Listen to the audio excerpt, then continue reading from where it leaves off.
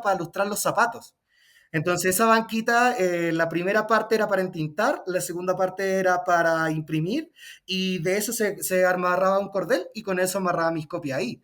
Entonces, y mi palmeta era una cerámica rota de este porte, mi rodillito era una cosa que me inventé con una rueda de bicicleta, ¿te fijas? Entonces, ya después llegar a una ciudad y tener rodillos, tener tinta, tener palmeta, ya era como mucho más fácil, ¿te fijas?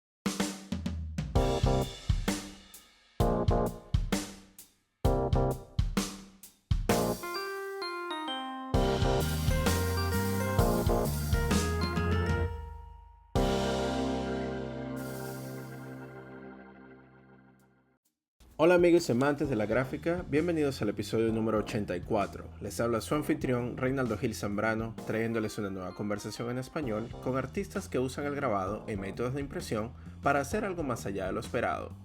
Hello Print Friend es un podcast bilingüe y al suscribirte recibes notificaciones de los nuevos episodios semanales en inglés con Miranda Metcalf y en castellano con su servidor.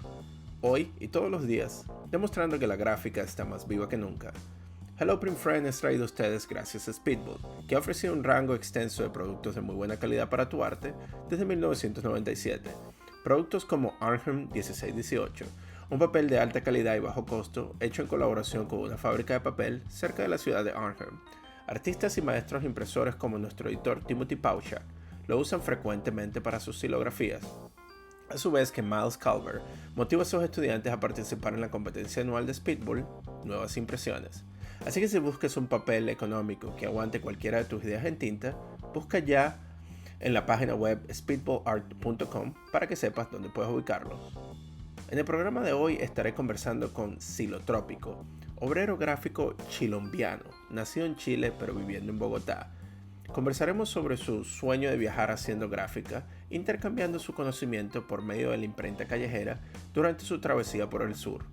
Hablaremos sobre la enseñanza por medio del error, el uso de la gráfica como voz emancipadora, la importancia del regalo y el proceso cultural polonizador que ocurre al momento de colaborar con otros talleres. Así que sin más preámbulos, vacílense esta conversación con Silotrópico. Bueno, sí, muy buenos días. Me encantó esa analogía que hiciste, ¿no? El mundo es un pañuelo y Y nosotros... nosotros somos los mocos. Excelente, me encanta. Bueno, hoy tenemos el grato placer de conversar con un artista gráfico que tuvimos la oportunidad de ver, o de darme cuenta, por lo menos yo, de su trabajo, gracias a una entrevista que hicimos con un compañero en común, Fabián, ¿no? Así es. Cum Y Felen Silografías. exactamente, sí. Pero bueno, también ahorita me acabo de enterar, ¿no? Por medio tuyo que también conoces a Tao. Claro, gran compañero también que pudimos conocernos en medio de lo que fue la revuelta acá en Colombia el año 2021, ¿no? Ah, bueno, perfecto. Sí, entonces, bueno, vamos a adentrarnos de lleno, ¿no? Pero esperamos conversar un poco más sobre ese trabajo de protesta, ¿no? Que haces tú por medio de los pósters. Pero vamos a irnos hacia el principio. Una de las preguntas que siempre le hacemos a nuestros invitados es esa, ¿quién eres, de dónde eres y a qué te dedicas? Y ahí empezamos. Epa.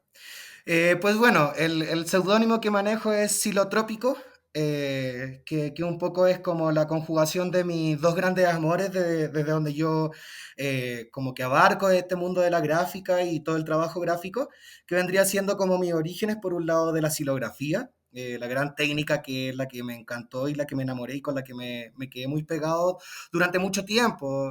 Ahora poquito la tengo un poco dejada, pero pues fue el origen de todo. Y por otro lado, el trópico. Si se me escucha también el acento, yo vengo del sur, soy chileno de nacionalidad, nací en Santiago, pero por cosas de la vida, de hace ya 8 años, 9 años, vengo relacionándome con el territorio colombiano. Entonces también ahí está mi segundo gran amor, que es el trópico, ¿no? Que le llamo lo tropical. En un principio era mucho con el psicotrópico y hacía referencia con esta idea del juego de los colores. Mi técnica predilecta en un inicio fue el taco perdido. Entonces era desde ahí, inventamos también esta idea del concepto de silotropía, porque también el seudónimo en sí nace un poco de lo que te contó Fabián, que es cuando nosotros nos tomamos la universidad, que luego ahí ya vamos a tener como también tiempo para charlar de ese periodo, pero básicamente eso. El proyecto ya lleva alrededor de 9 años, entonces también se conjuga mucho con esta relación con el territorio colombiano. Precisamente para mí la entrada al trabajo gráfico fue una forma de buscarme de cómo ganarme la vida y cómo buscar un sustento que me diera para estar viajando al tiempo en que estoy trabajando y estudiando. Entonces, de ahí también el trabajo gráfico desde siempre fue como esta idea de itinerancia también, ¿no? Entonces, durante esos 9 años ha sido más que nada un proyecto desde el grabado, desde la gráfica, también con un gran componente de pedagogía. Un gran espacio que me gusta defender mucho son los talleres que venimos dando ya hace muchos años, tanto en espacios como académicos, ya sea universidades, colegios, etcétera. Pero el espacio predilecto que siempre he tenido es el de la calle, ¿no? El de llevar el taller a la calle, el de llevar el taller con pocas herramientas, con estar imprimiendo con cuchara de palo, de volverlo como más cotidiano, ¿sí? Entonces, pues nada, como presentación es eso, no me gusta mucho la palabra artista, no me represento mucho por ahí, porque también uno de mis grandes referentes tiene que ver con la música y tiene que ver con la senda que nos dejó Víctor Jara, y Víctor Jara nos dejó esa gran reflexión, ¿no? Como que el pueblo, la gente y la historia va a decir y va a determinar si uno realmente fue artista o no, pero lo que es uno ahora es un trabajador, ¿sí? En este caso, trabajador de la gráfica, trabajador de las artes, y tal como lo dice y lo plantea él también, tiene que ver con una postura política, ¿sí? O sea, como verse como trabajador y posicionarse desde esa conciencia como trabajador, entonces también direccionamos el trabajo desde ahí, ¿no? Como mi interés no está tanto en la galería y en las bellas artes, sino que tiene que ver más con este estilo de la propaganda, del trabajo gráfico y del conjugar un poco como ha sido el ejercicio últimamente del cartelismo, de conjugar distintos actores dentro de ese espacio que abarca la gráfica, ¿sí? Ujú. Wow, increíble. Yo creo que no pudimos pedir una mejor introducción ahí, ¿no? Y por supuesto ya empiezan a salir un montón de preguntas, pero me gustaría ir un poco más hacia la parte de crecer en Chile, ¿no? O sea, ¿cómo fue eso para ti de crecer en Chile y qué rol jugó las artes dentro de esa infancia? O sea, ¿tú Mm. siempre supiste que ibas a ser un trabajador gráfico de las artes o tenías algún otro sueño al principio? Pues yo creo que nunca supe que iba a ser trabajador de la gráfica hasta que lo fui, hasta que me vi inmerso ya en ello. Pero sí, como el perseguir el sueñito fue eso, como buscar, eh, no sé si fue tanto desde la infancia, yo lo veo más desde la adolescencia.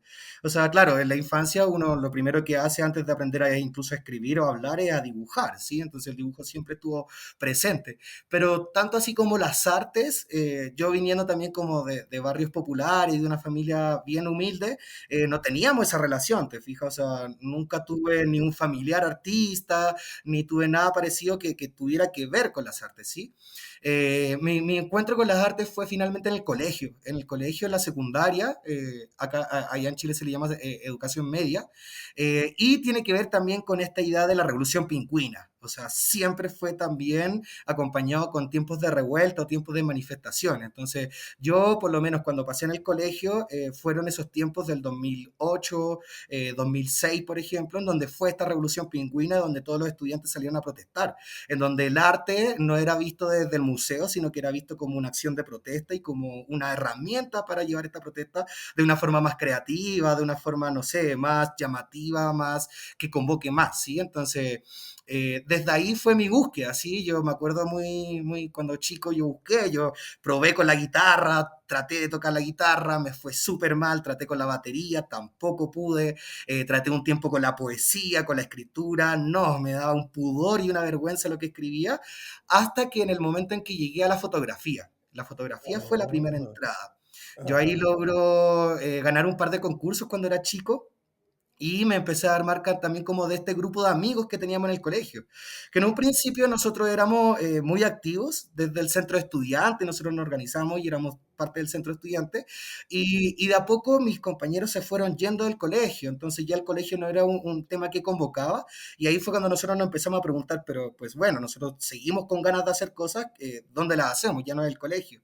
Y ahí fue el territorio el que nos convocó, fue el barrio, empezamos a levantar bibliotecas populares, con las bibliotecas populares empezamos a levantar talleres, y con los talleres empezamos a sentir esa necesidad también como de traer más técnicas, de convocar más gente y tal. Entonces ahí fue también esa experimentación de salir también, por un lado desde lo amistoso simplemente, o sea, parcharse con los amigos y salir a tomar fotos por la calle, estas fotos como muy espontáneas, pero también por otro lado después fue ese surgimiento de esa necesidad de buscar un oficio para entregarla a la misma población, o sea, yo ya estaba harto de ir a levantar la biblioteca y ya, y yo quería entregar un taller, yo quería entregar un oficio ahí. Y ahí fue esa búsqueda del oficio y fue la entrada a la universidad finalmente, como esta entrada recién con las bellas artes y con lo que tenía que ver con el mundo artístico, que yo en verdad no entendía mucho.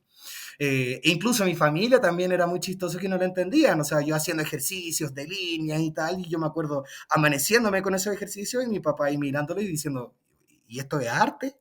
¿Y esto qué es? Claro, Y hasta el día de hoy, o sea, yo creo que como hace 3 años ellos recién hicieron el clic porque ellos también decían como, bueno, ¿y tú qué vas a vender a la calle? Venden las silografías y de verdad te las compran, me decía. Entonces, como siempre estuvo esa duda de qué era lo que se trataba y hasta también yo también tuve muchas dudas en un momento. Pero claro, o sea, como que creo que el encuentro con las artes desde esa vista de la infancia es como una, por un lado como muy inocente, como muy natural, y por otro lado ya fue en un segundo momento desde la adolescencia ya como un término mucho más político, mucho más de entrega. Ya en la universidad también algo que me queda muy marcado es también el consejo de mi padre cuando me dice, bueno, obviamente no vaya a ganar plata con esto, vaya a ser profe de arte, o sea, ¿para qué te estás metiendo ahí? Con el sueño de que él siempre un hijo doctor, un hijo abogado, ¿y te fijas? Pero entonces, claro. en última, el consejo que muchas veces me quedó era que me decía, yo aspiro a la felicidad tuya nomás. O sea, ve y sé feliz, o sea, ya la plata vendrá, el resto vendrá, la familia vendrá, pero lo que le importa ahora es que te sintáis realizado.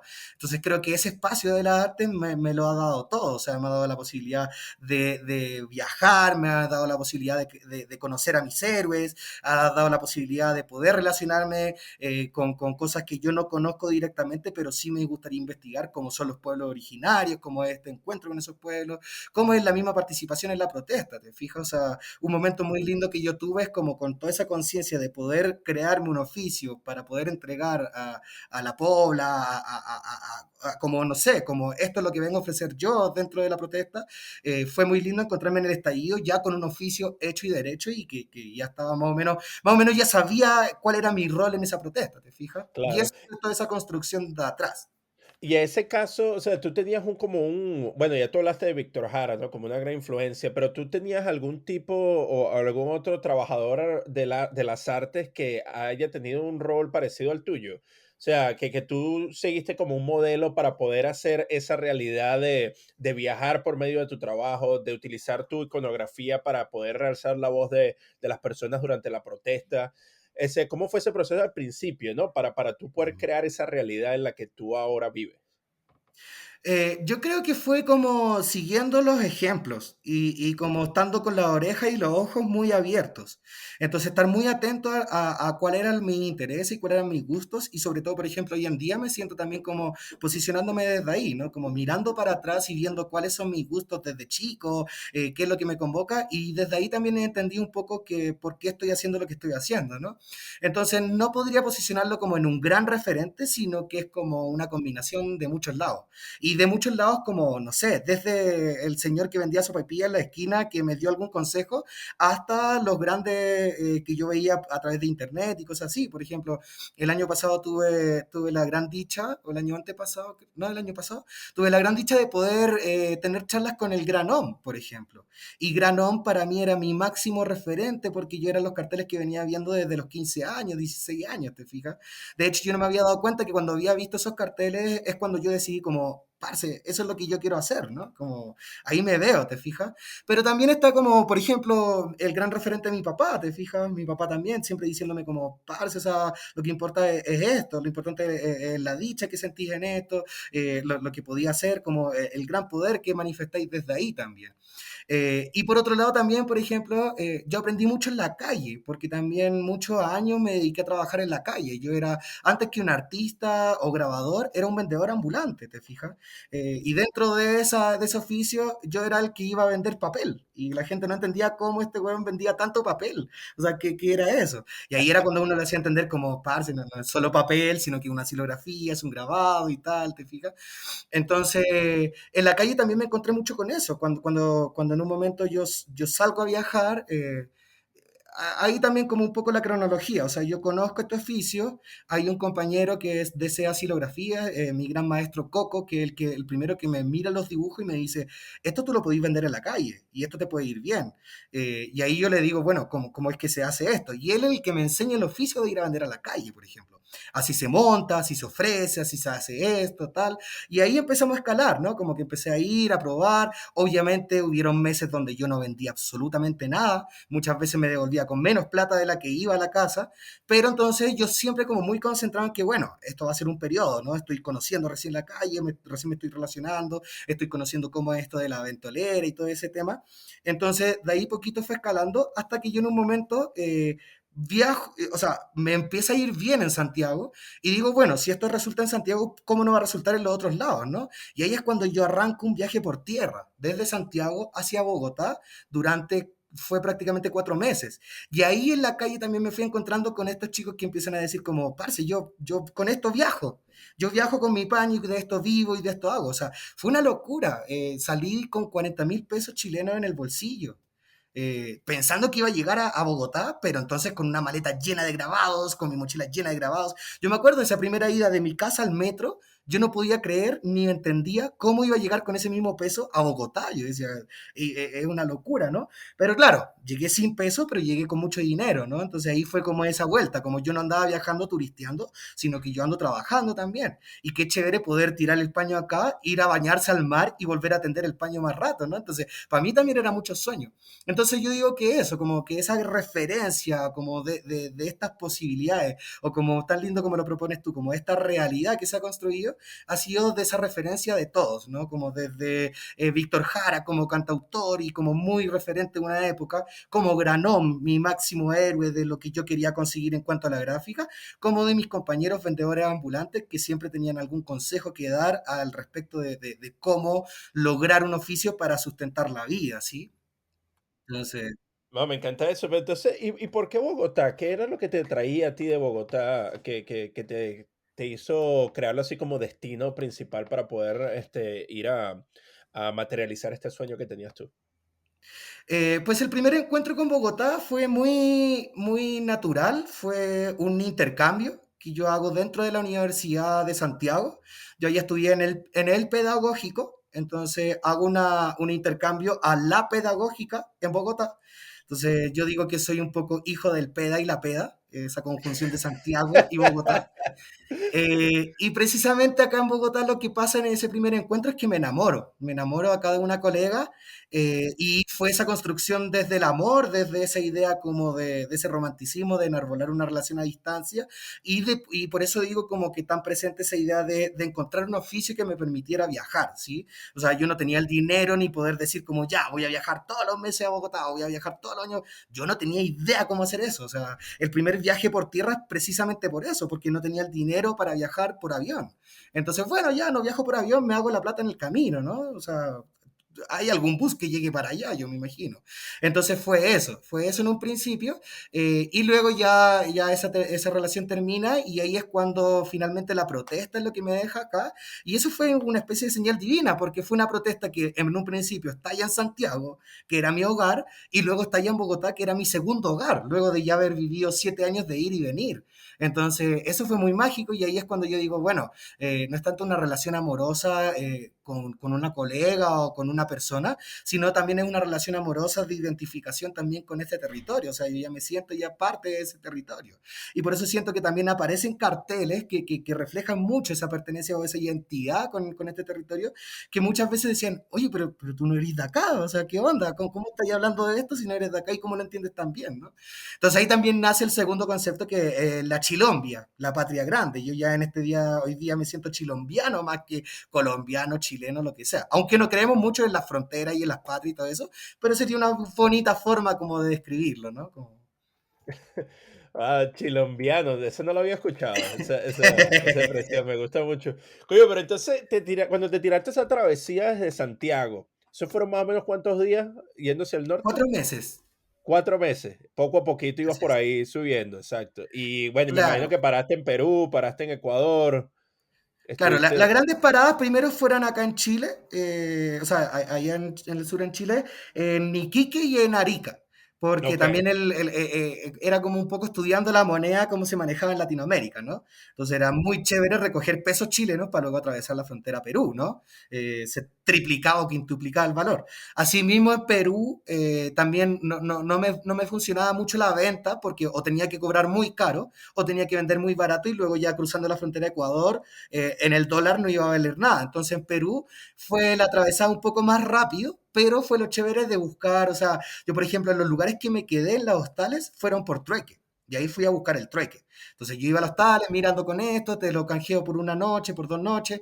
En Perú también fueron las grandes vacaciones. O sea, yo ahí dije, ya, llegué hasta acá y era el norte de Perú, Máncora. Y yo dije, llegué hasta acá, esto está barato, no hay como un turismo cultural, o sea, era pura farra ya. Entonces dije, bueno, tocó descansar, ¿no? Tocó descansar un ratito y tal. Y de ahí ya en Ecuador volvimos a trabajar y tal, y ya en Colombia también, o sea, me di el espacio como para descansar un rato, pude reunir algunos recursos para poder llegar y estar como tranqui un mes, y ya de ahí en adelante fue a buscar el oficio de nuevo.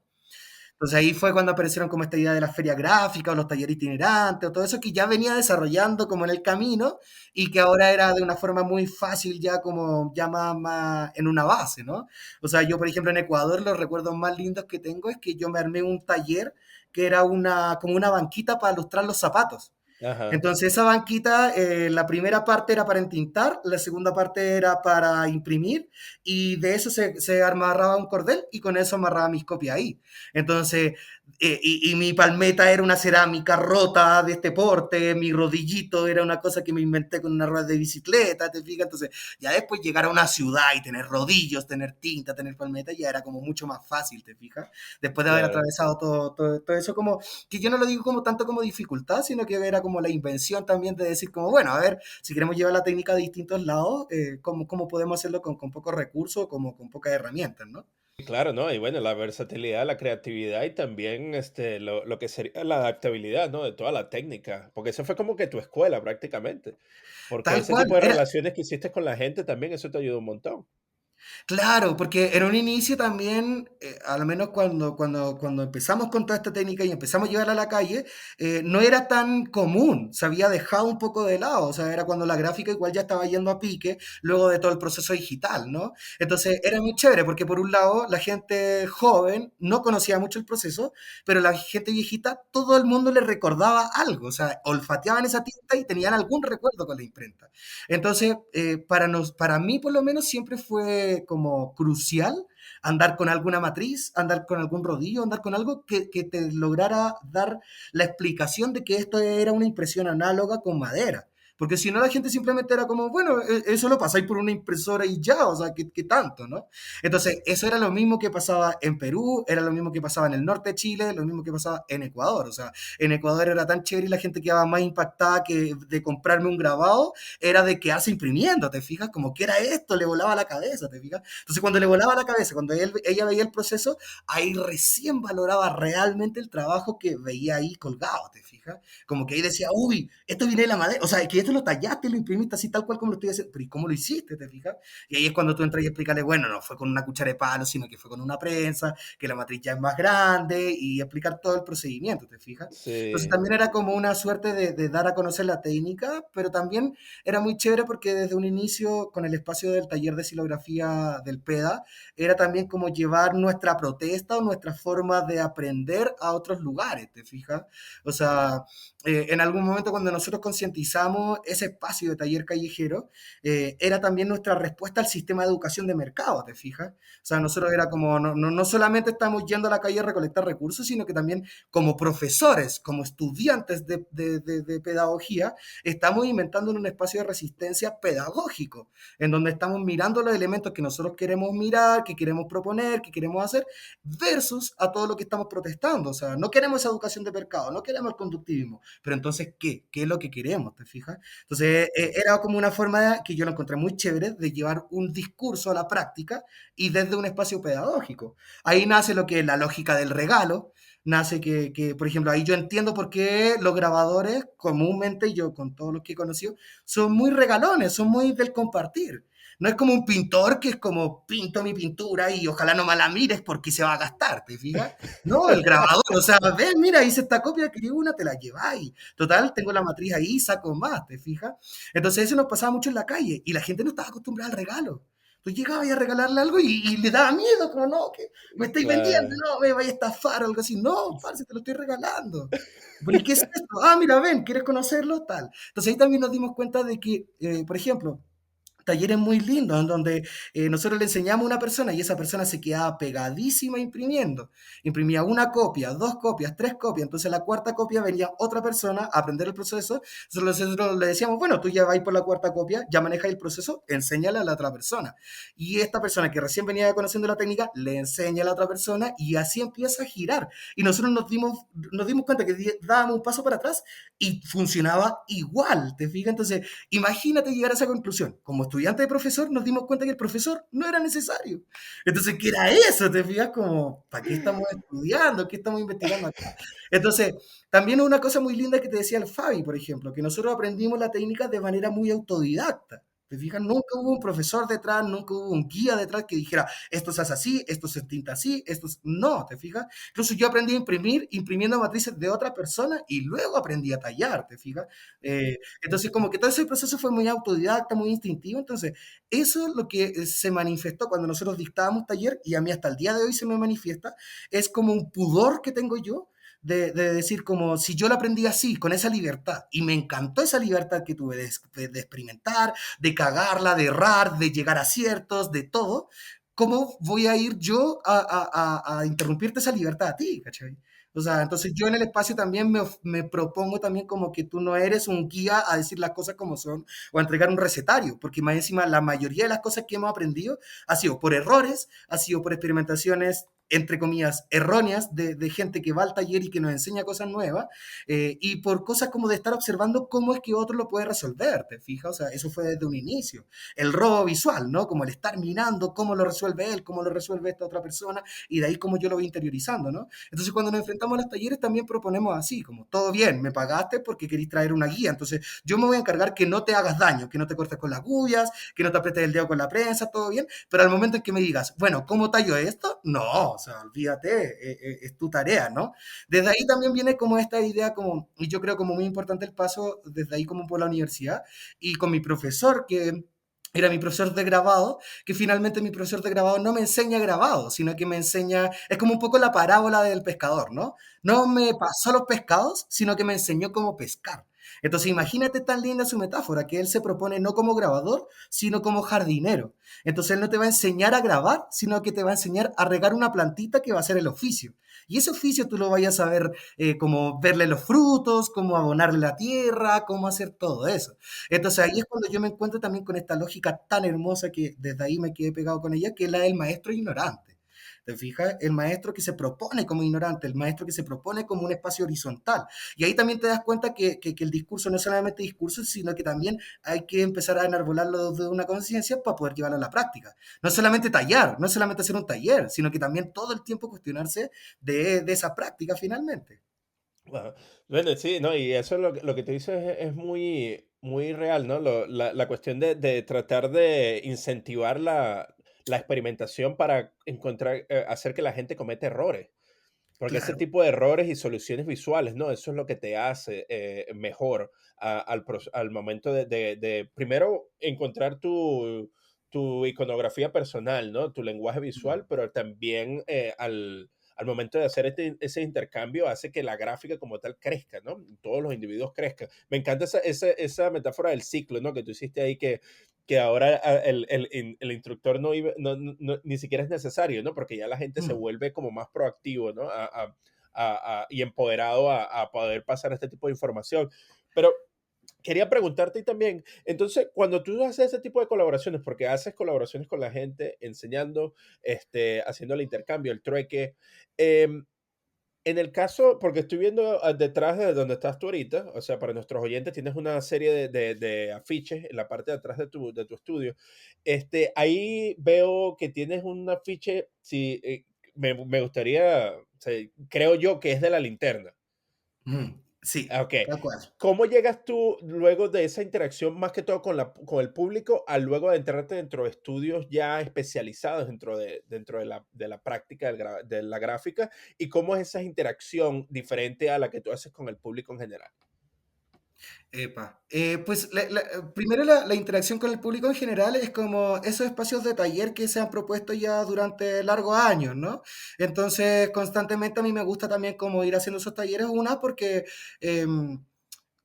como que me he dado cuenta también que hay una suerte como de arribismo en las artes, en donde como, que es este secretismo, ¿sí? Como del maestro que tiene sus propias técnicas y no las va a revelar a nadie, porque son sus técnicas, ¿sí? Entonces, cuando me doy cuenta de eso, a mí me apesta esa idea Uno de mis grandes referentes es Richard Sennett, también, con su libro del artesano. Y ahí nos describe también cómo se han perdido muchos conocimientos por esa huevonada de los secretos del maestro, ¿te fijas?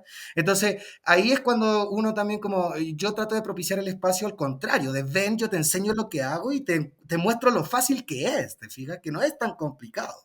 Me he dado cuenta que en ese espacio la gente comúnmente viene como a que alguien les diga como tú eres capaz, dale.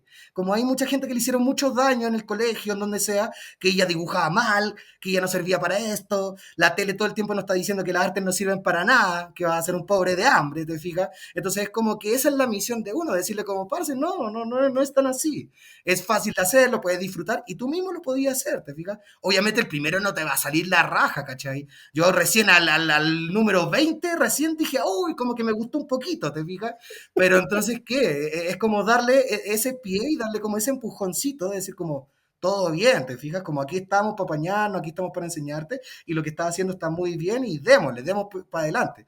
Eso es finalmente lo que necesita ese espacio. El resto ya se da de forma natural. Yo encuentro muy lindo al momento de ver la carpeta de los grabados que hacen los estudiantes y ver que cada grabado es muy distinto al otro. Que no hay una gráfica que los unifique a todos y que digan como este es el recetario. No, cada uno resolvió su imagen como la pudo resolver y cada uno quedan espectaculares, pero cada uno con su propio lenguaje, ¿te fijas?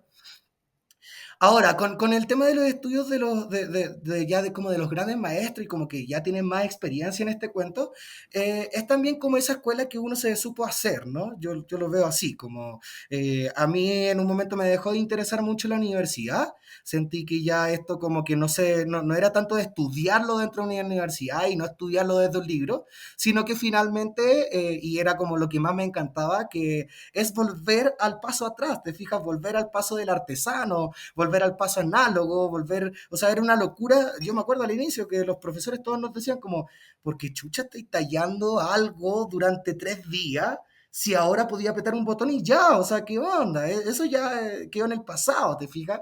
Y ahí nosotros, no sé, de rebelde o de resistente era como, no, yo quiero hacer esto de forma análoga, volver a la mano, volver al oficio, ¿te fijas?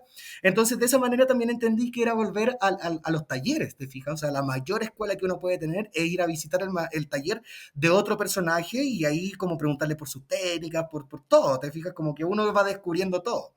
Entonces, básicamente ese encuentro encuentro con esos otros espacios fue desde ahí, como de esa idea de aprender del resto. Y bueno, yo creería que con la linterna es algo bastante especial, porque la linterna también, yo desde que llego a Colombia me empiezo a enterar de este taller que está un poco como yéndose a pique, pero al tiempo resistiendo. Entonces, como que al principio era un mito que había ahí, como una imprenta que está en Cali y tal. Entonces, ya la linterna empieza a agarrar fuerza, empieza a publicar más. Y yo justo estoy en Chile, entonces lloro viendo las publicaciones, como yo quiero ir para allá, yo quiero estar allá, tal. Entonces, fue un sueño como muy de ansiarlo.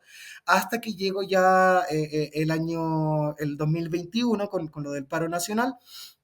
Se me hace la invitación, pues se me hace la invitación, yo igual le escribo y tal. La mayoría de las cosas que yo también he levantado como con colaboraciones, con esto, ¿cómo decirlo? Como la creme de la gráfica, ha sido como por esta busquilla también del Instagram, o sea, de escribirle, así como de cuando le escribí a los famosos, así cuando le escribí al Dalai Lama, no sé, así mismo, cuando le decís buenos días a Messi, bueno, así mismo, hola maestros, así como a la linterna, o al granón, o a todos, te fijas, como desde ahí ha sido como ese primer contacto. Entonces la linterna me invitan y ahí yo me enamoro. Yo me enamoro porque finalmente por un lado, es este encuentro con, para mí, un santuario del grabado latinoamericano, en donde los maestros finalmente pasan a ser unos guardianes de una sabiduría prácticamente de siglos, y que donde la lógica es desde el oficio. O sea, encontrarme con los maestros cuando me dicen como, yo hace 2 años me enteré que soy artista de hace 30 años. ¿Te fijas cómo Sí. es eso? O sea, yo hace 30 años yo estoy ahí imprimiendo y tal, pero hace 2 años me vinieron a decir que no, que yo era artista. Entonces, ¿qué? Entonces, ahí, y cuando te enteré de cómo ellos llegaron también a ese espacio, es muy desde el oficio, de la gráfica, del sustento de su vida, del sustento de la familia, ¿te fijas? Entonces, es un espacio muy mágico desde esa perspectiva. Segundo, para mí, visto como este santuario del oficio el grabado, fue el ir a confirmar muchos de los aprendizajes que había tenido de esta manera como autónoma, autodidacta, en los Ujú, talleres, y allá fue la confirmación, el decir como, hoy mira, yo cuando decía como hay que entintar el rodillo de cierta manera en las zonas muy negras y de otra manera en las zonas que están más tallados y que necesitáis más detalle, eso yo era como los momentos del rodillo, le decía. Y así lo ubiqué en mi taller, ¿te fijas? Entonces, los momentos del entintado y tal. Y allá llego a la linterna y allá tienen un sistema de pinzas para hacer exactamente lo mismo, pero ahora en un rodillo grande, con una máquina grande, que entonces todo ese proceso ya va sucediendo en cosa de segundos, ¿te fijas? Entonces fue la confirmación de muchas de esas enseñanzas que yo encontraba que, yo la había descubierto, o no sé, como a mí se me, ¿a dónde? Esto que viene sí. existiendo hace mucho rato y tiene una lógica y tiene ya una forma de plantearse todo eso. Eh, yo creo que fue un amor muy lindo porque imagínate que yo iba una semana por un cartel, me quedé un mes, saqué 3 carteles, 4 carteles, y con los maestros nos logramos inventar el evento en lo que fue la minga gráfica. Entonces me logro traer a los maestros, allá levantamos también un taller para ellos, solamente para ellos, no era un taller abierto ni nada, sino que yo quería enseñarles las técnicas a ellos, porque también muy chistoso, allá fue la confirmación también de varias cosas, como toda la problemática que se daba en Chile por taller MDF, que eso no Ah, era silografía, que sí, muchas veces se dijo desde la academia que no, eso no es silografía, eso es mortadela lisografía o no sé, como, no, estamos faltándole el respeto a los silógrafos al decir que yo por taller MDF hago sí. silografía. Ajá. Y en cambio allá, la linterna, un santuario del grabado y tal, todos los maestros callados viendo cómo tallaba MDF y diciendo, no, mira, está tallando madera, porque él talla madera. Maestro, esto no es madera, esto es MDF. ¿Qué onda? Así. Y no, porque era la diferencia. Entonces, también como el llevar momentos tan lindos como de llevar las herramientas que ya nos hace el maestro Eugenio Calderón. Gran valor del grabado en Chile, ¿te fijas? Porque tenemos el orgullo y el honor de poder conseguir las herramientas allá mismo en Santiago, de un maestro que está enamorado de las herramientas y le encanta hacer esas herramientas, ¿te fijas? Entonces, de llevar esa sabiduría de la herramienta de la gubia a un espacio como la linterna era también espectacular, porque era hacer como conversar dos talleres que llevan mucho tiempo trabajando en torno a lo mismo, que es el grabado, que es la silografía, desde sus dos frentes distintos, ¿te fijas? Entonces yo ahí no pude evitar y por la emoción dejar toda mi herramienta y decirle como, no, maestro, tomen, Yo total voy a volver a Santiago y me compro más, ¿te fijas? Pero yo quiero que ustedes tengan las herramientas acá para que puedan tallar la madera, para que pues, se sientan capaces. Y ahí también me di Claro, cuenta de lo mismo, ¿te fijas? Lo que necesitaban era como que les dijera a alguien como, parce, o sea, lo que usted está haciendo en la madera también está igual de brutal que lo que hacen las gomas, ¿te fijas? O sea, no se ajá, siente inseguro por eso. Entonces, no, para entiendo. mí son esos espacios como de encuentro en donde ya la técnica obviamente es la excusa, pero lo que irradia son todas las otras cosas, ¿te fijas? Como el compañerismo, el conspirar, ese calor, ese como, no sé, como el impacto, ese placer por hacer, ¿te fijas? Yo ahí me volví a encontrar con eso, como el placer por simplemente hacer. Como la idea del artesano, ¿sí? Como quien hace las cosas bien solamente por el placer de hacerlas bien. Allá me encontré con una artesanía, pero brutal, pero vista desde esa lógica, ¿sí? Entonces, muy chévere, muy chévere. Ya los otros espacios sí siempre han sido, como te digo, como ese encuentro como de la curiosidad de ir a ver cómo trabaja el colega, de ir a ver cómo, qué truquitos tiene bajo la manga, de ir a compartirle yo también mis truquitos y así, como una especie de retroalimentar el trabajo también. Una cosa muy importante que decía el Fabián, por ejemplo, que nosotros nos criamos y nos educamos en un taller en conjunto, en donde nosotros cuando hacíamos, yo estaba todo el tiempo mirando la gráfica de mis compañeros también. Y muchas veces nos dábamos cuenta de que, oye, esta idea que yo encontraba ultra original, en verdad era un plagio de tu grabado que se me quedó grabado en la mente y que lo tuve que tallar, ¿te fijas? Entonces, cuando nosotros salimos de la universidad, cada uno empieza a buscar su propio rumbo. Entonces empezamos a aislarnos, como dice Fabi. Empezamos cada uno a trabajar en su propio taller, entonces como que ese taller para nosotros siempre fue eso, la retroalimentación, el poder ver cómo soluciona las cosas otro compañero, el poder ver cómo maneja las herramientas, cómo maneja los materiales, qué materiales maneja, como, cuáles son los pros y los contras de cada material, te fijo, todo eso. Porque, como te digo, como que siempre ese aprendizaje ha sido desde la autodidacta y desde los ojos, no tanto desde como del ir a aprender y a leer y estudiar, no, no va tanto por ahí. Claro. No, bueno, me encanta eso también, esa retroalimentación, ¿no? De traer al maestro Eugenio Calderón sus piezas que son autóctonas de Chile, ¿verdad? Y llevarlas Mm, hacia Colombia. Entonces los maestros acá pueden tener ese tipo de experiencia también. Y poco a poco ir llevando esos diferentes elementos de la gráfica latinoamericana, ¿no? Y unificarlas de alguna manera por medio de ese intercambio.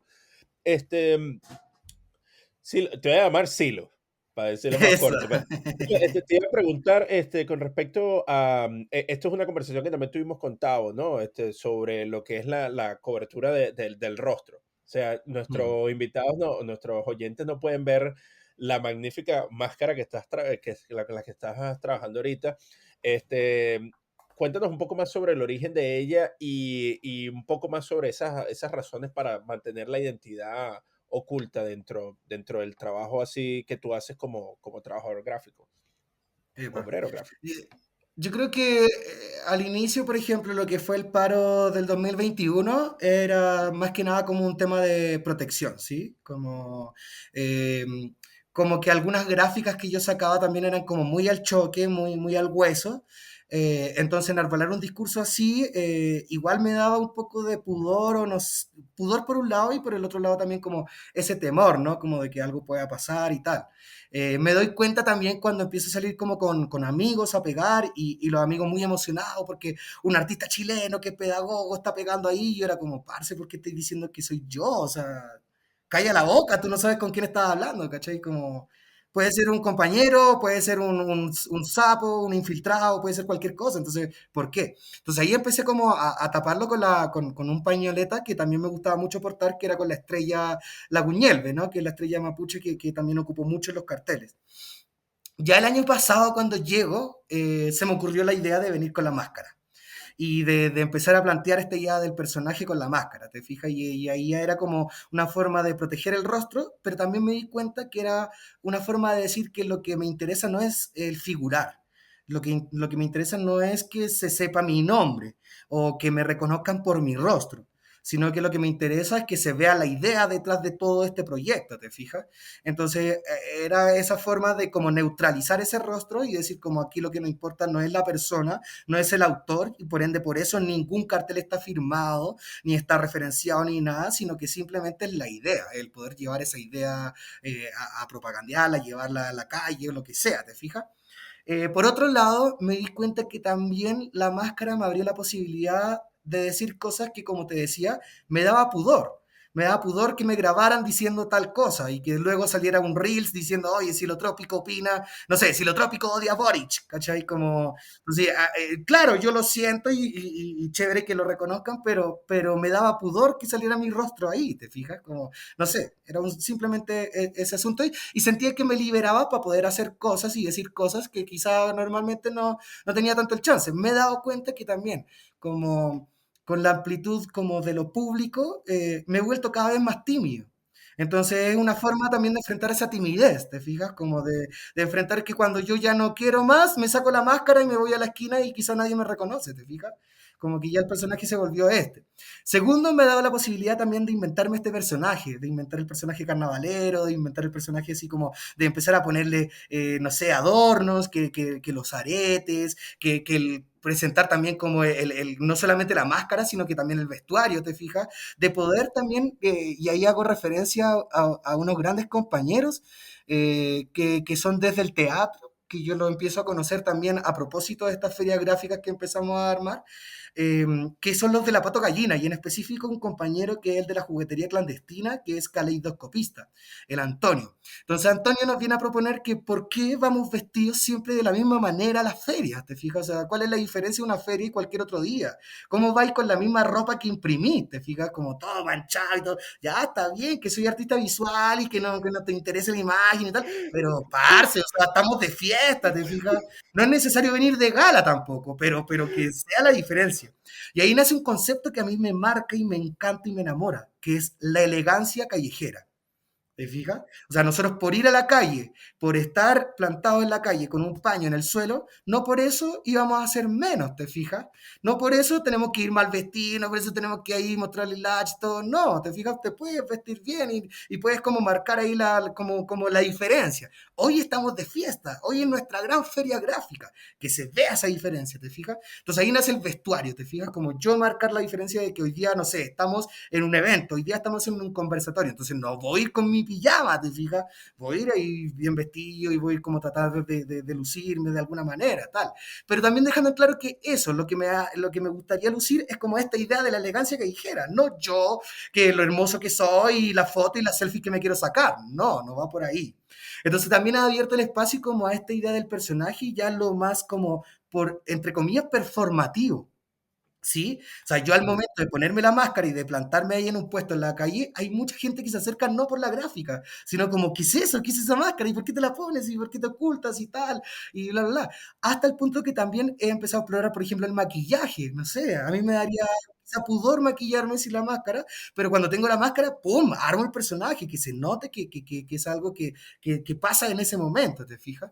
Entonces, desde ahí, incluso ahora también el proyecto es como trabajar con unas amigas que son costureras y que diseñan vestuarios, de ya armar el traje completo, ¿te fijas? Ya el traje... Y ahí la referencia también como a este carnaval más andino también, ¿sí? Como al Ucuco, hace directa referencia al Perú, ¿te fijas? Entonces, como ahí también la pregunta que nos hemos hecho, bueno, ¿hacemos la misma referencia del traje del Ucucu o nos empezamos a inventar otra cosa? Entonces ahí también es como ese juego de la iconografía, cómo esa gráfica ya empieza a traspasar a otro lugar, ¿te fijas? Que no es el grabado, que no es ahí la impresión y tal, sino que ya es el personaje, ¿sí? Como... Ujú. Eso me parece Sí, muy chévere. no, me encanta, sí. Bueno, entonces, en el caso de la máscara que estás llevando ahorita, esa es la que tú utilizas la mayoría del tiempo ahora. Claro, La de que hecho ahora me es llegó un cargamento, entonces tengo como cuatro mascaritas de la misma de distintos colores, pero entonces ahí me las puedo ir cambiando. ay, sí, y estas Porque las diseñaste tú o estas son, no, no, no, no. Estas no? vienen del Perú. Vienen del Okey, Perú, las compramos allá mismo, ya vienen fabricadas y como te digo, hacen referencia a ese personaje del carnaval, que el es el carnaval, Ukuku. el okuku. Ah, excelente. Mm. Sí, pero ya tú poco a poco le vas a ir, le estás adornando, le pones arete, cuestión, la haces un poco más así como neutral en género también. Me encanta eso, sí, no, porque yo la primera, al principio cuando te vi, me estaba, o sea, no estaba tan familiarizado con el Ukuku, pero estaba familiarizado con el de B for Vendetta, de, Epa, exacto, sí, ¿no? ¿te parece por De los Alan bigotitos? Moore, exacto, sí, entonces Mm, pensé que había sido una mezcla de eso, ¿no? Pero me encanta que sea una referencia más andina y más de la cultura latinoamericana. Y mm. sobre todo, y el vestuario como tal, ¿se podrías escribir un poco más sobre lo que estás llevando ahorita? Pues también es una camisa que me trajeron de México. Entonces también ahí como que es como esa elegancia, pero no tan elegante también, pues porque también es como informal, ¿sí? Pero la mayoría de las veces también es como se apunta a esta idea de lo florido, de las flores, de los colores, ¿te fijas? Y eso es muy chistoso, porque por ejemplo en lugares como Bogotá, a mí me pasa, y eso me ha dado mucha risa, que por ejemplo en Santiago, que consiguió todas esas guayaberas y esas camisas de colores y como que están muy de moda, como que es muy normal ocuparlas, ¿te fijas? Pero cuando uno viene a Colombia, que pensaría que es el lugar tropical, Caribe y tal, Claro, acá llama claro. mucho la atención, te fijas como, uy, ¿por qué tan colorido? Pero parce, si estamos en el Caribe, ¿no? Como, ¿qué onda? Me pasó en Barranquilla también, cuando estábamos en Barranquilla, que ya era Caribe, Caribe, playa, ¿te fijas? Eh, No, ¿por qué andáis con la camisa abierta? No, ¿por qué andáis ocupando flores? Pero parce, si estamos en el Caribe, ¿no? Y todos de corbata, de terno, de no, era el mundo al revés al final. Tú sabes que Entonces, eso está bien chistoso porque, claro, yo crecí en Caracas también, y es una zona de bastante calor, ¿no? Estamos bien cerca ahí de la playa y me acuerdo también de eso, ¿no? Cuando voy a visitar es lo mismo, la gente va, ¿no? Súper emperefollada, tal, con su traje, su cuestión, y, chamo, y ese calorón y esa humedad, ¿no? no, Pero, es imposible. Yo me pongo eso y ya estoy, soy un acuario ya, weón. No, no, no, no, no. Yo, por ejemplo, no, a mí me ha pasado que en lugares, por ejemplo, que yo me planteaba eso también, como, bueno, ya la idea del personaje está como muy, el año pasado le di mucha vida, entonces como que, y es mucho el trato de no sacarse la máscara, o sea, si yo voy a un evento que dura toda la noche, duro toda la noche con la máscara puesta, ¿te fijas? Pero entonces también me ha tocado ir a dar talleres, por ejemplo, a territorio, entonces, ¿qué pasa cuando voy al Cauca? Y voy a un territorio muy adentro y hace un calor brutal, por ejemplo. ¿Me pongo la máscara de lana o no? O, por ejemplo, la otra pregunta, voy a un territorio como muy al interior y me visto de diablo. O sea, ¿cómo es el impacto de ellos con un diablo también? ¿Cachai? Porque viene este el diablo acá. Entonces, ahí también ha sido veces como de decidir como no, parce, es mejor quitarse la máscara y que sea más fluido desde otro lado. Y más lo he tomado en la ciudad. En la ciudad ha sido más el tema de protegerse y el tema del autocuidado y también el tema que te digo yo como del personificar este personaje que además también es chévere como separarme, ¿te fijas? Como, bueno, es- quizá uno borda ahí en la esquizofrenia a veces, pero pues, ¿qué? Hay que inventarse otros personajes, ¿sí? no, también quería preguntarte, Silo, ¿qué tipo, porque bueno, has hecho un montón de cosas, ¿no? Pero ¿qué es lo que tú crees que te hace falta por hacer y en qué te estás enfocando en este proceso, en este momento para el futuro? El muralismo. Ah, sí. Sí, es el que me hace mucha falta, siento yo, como para intervenir de forma ya más concreta a la calle y como, no sé cómo decirlo, no sé si es como con más seriedad, con más constancia, con más estudio, ¿te fijas? Entonces, eso me ha hecho falta y ha sido también como por el tema de que igual hago tantas cosas porque soy muy disperso, ¿te fijas? Entonces, como para poder estar, no sé, tranquilo tengo que estar haciendo mínimo tres cosas, ¿cachai? Como que este cartel, que esta silo y que esta otra cuestión, ¿cachai? Como, y siempre al tiempo. Entonces siento que siempre sumar una nueva técnica, como me ha pasado, por ejemplo, ahora, sumar la técnica digital, fue todo un estudio, ¿te fijas? Como todo un año pegado en esa técnica y sin salirme de ella. Entonces siento que cuando llegue el muralismo también va a llegar de esa manera, ¿te fijas? Como voy a querer concentrarme full en eso.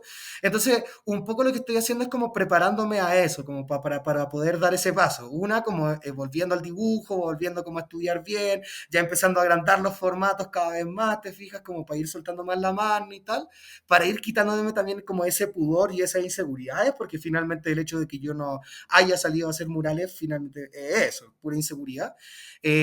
Segundo, también como estudiando técnicas que me pudieran ayudar a eso. Mm. Ahora estoy muy concentrado, por ejemplo, en poder estudiar bien el stencil, sobre todo con la escuela, gran escuela que hay acá en Colombia y en particular en Bogotá, por ejemplo.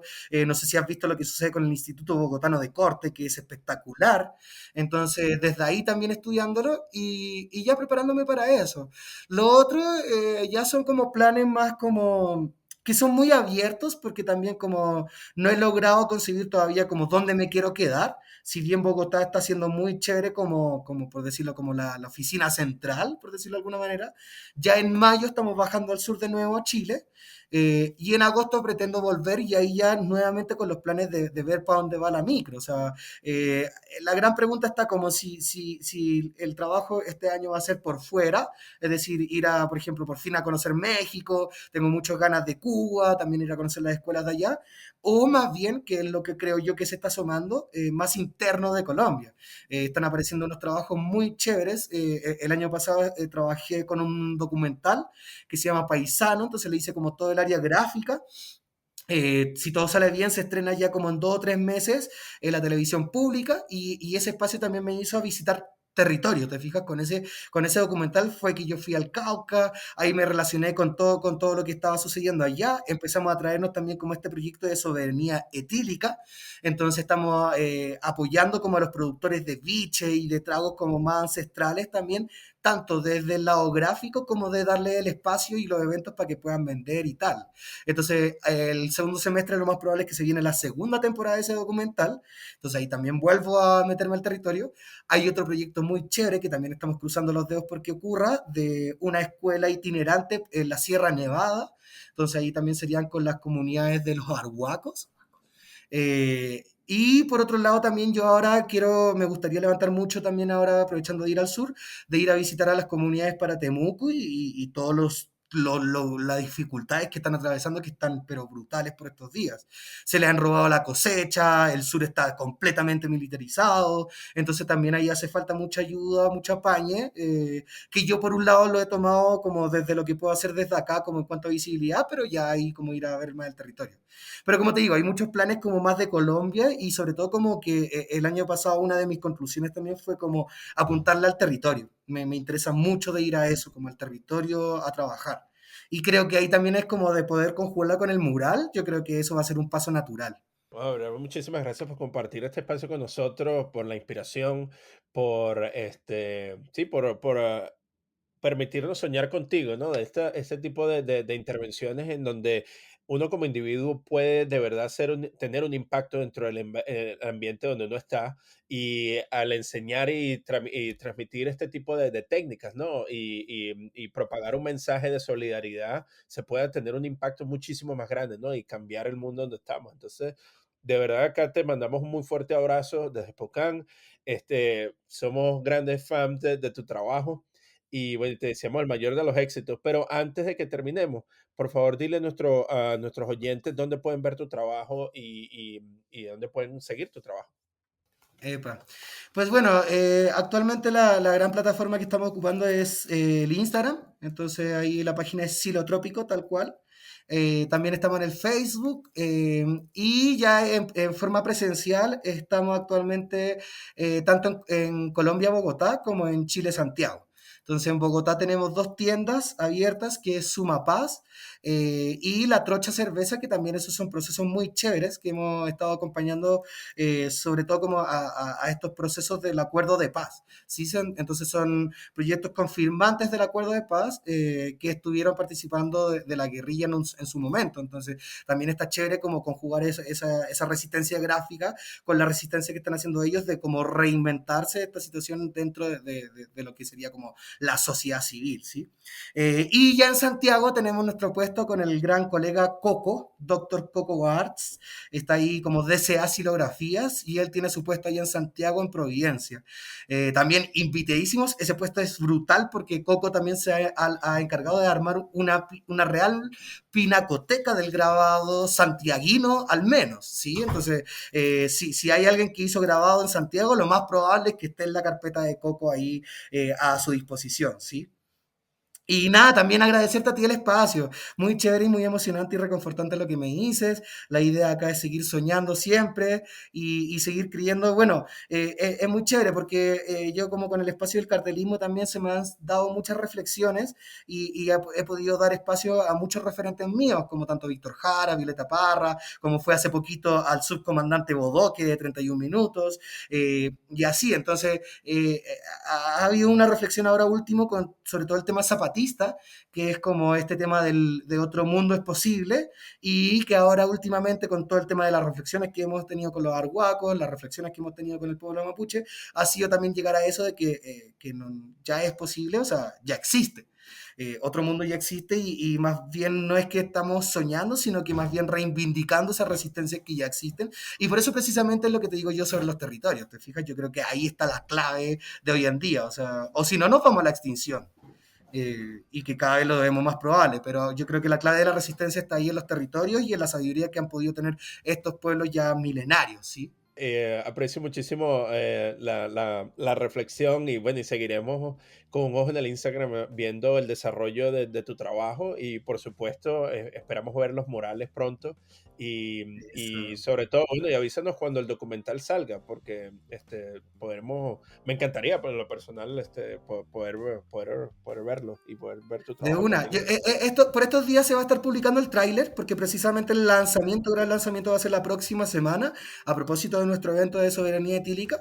Y como te digo, ya como en 3 meses o 4 meses, yo espero que ya se libere ya a todo el público. Si no, pues bienvenido, parcero, acá a Bogotá. Nosotros le armamos la sala de cine y tales.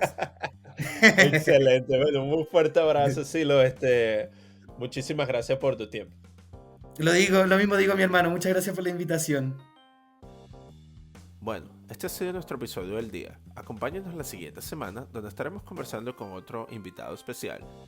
Este episodio fue escrito y editado por mí, Reinaldo Gil Zambrano, producido por Miranda Metcalf y música de Joshua Weber. Mil gracias y hasta la próxima.